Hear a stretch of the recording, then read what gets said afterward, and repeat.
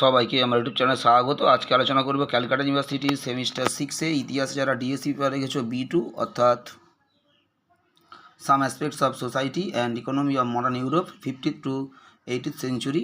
তোমাদের এই পেপার থেকে আমি সাজেশান অনেক দিন আগেই তোমাদের আমি দিয়ে দিয়েছি এবং সেই সাজেশান অনুসারে তোমাদের যে বড় প্রশ্নগুলো থাকে 10 বা 20 এবং টিকা তোমাদের সমস্ত বেশিরভাগ সাজেশান অনুসারে বেশিরভাগ প্রশ্নের উত্তর আমি তোমাদের আপলোড করে দিয়েছি।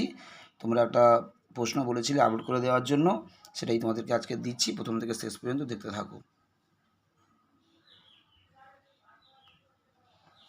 ইউরোপের শিল্প স্থাপত্যের উপর বা ইউরোপের চিত্রশিল্প স্থাপত্য ভাস্কর্যের উপর নবজাগরণ বা রেনেসাঁসের প্রভাব কতখানি পড়েছিল তা আলোচনা করো। এটা 5 নম্বরে এসেছিলো 2021 সালে, তাই তোমাদের জন্য ইম্পর্ট্যান্ট তো রয়েইছে। এবং তোমাদের সাজেশানে একদম প্রথম যে প্রশ্নটা রয়েছে তোমরা দেখবে ইউরোপের সাহিত্য, শিল্প এবং বিজ্ঞানের উপর নবজাগরণের যে প্রভাব, তোমাদের যে প্রশ্নটা দেওয়া রয়েছে ওখান থেকে তোমাদের যে কোনো দুটো পার্ট তুলে পরীক্ষায় প্রশ্ন আসতে পারে যে শিল্পের উপর এবং বিজ্ঞানের উপর নবজাগরণের প্রভাব, কিংবা সাহিত্য ও বিজ্ঞানের উপর বা সাহিত্য ও শিল্পের উপর নবজাগরণের প্রভাব। প্রশ্নটা এভাবে যে কোনো দুটো পয়েন্ট তুলে তোমাদের পরীক্ষায় প্রশ্নটা আসতে পারে।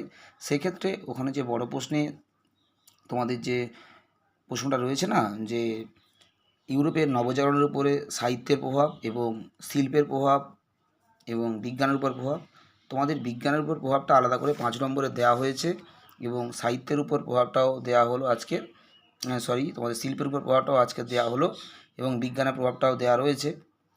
সুতরাং ওখান থেকে যদি বড় প্রশ্ন আসে যে নবজাগরণের উপরে বিজ্ঞানের এবং বিজ্ঞানের উপর নবজাগরণের প্রভাব কিংবা চিত্রশিল্প বা শিল্পের উপর নবজাগরণের প্রভাব আলোচনা করো, তাহলে এই উত্তরটা তোমরা লিখতে পারবে।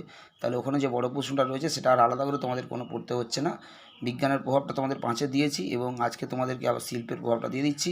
এই দুটো প্রশ্ন পড়ে নিলে তোমরা সাহিত্যটা একটু দেখে রাখবে হালকা করে, ব্যাস তাহলে তোমাদের ওখানে বড় প্রশ্নটা পড়া হয়ে যাবে। এটা 1 নম্বর যে সাজেশানে যে বড় প্রশ্নটা রয়েছে সেটা আর আলাদা করে করার দরকার হবে না, এটা করলেই হবে। এবং যদি পরীক্ষাতে 5 নম্বরে থাকে যে শিল্প স্থাপত্য বা চিত্রশিল্পের উপরে নবজাগরণের প্রভাব, যদি 5 নম্বরে পরীক্ষায় থাকে তাহলে এখানে তোমাদের 6টা পয়েন্ট দেওয়া রয়েছে। তোমরা সেক্ষেত্রে 4টে পয়েন্ট লিখলেই হবে। প্রথম যে 4টে পয়েন্ট রয়েছে ওই 4টে পয়েন্ট লিখলেই তোমাদের কমপ্লিট হয়ে যাবে। তাও আমি আরও বেশি করে তোমাদের পয়েন্ট দিয়ে রাখলাম, তোমরা একটু দেখে রাখবে। সবাই ভালো থেকো, সুস্থ থেকো, সবাইকে নমস্কার।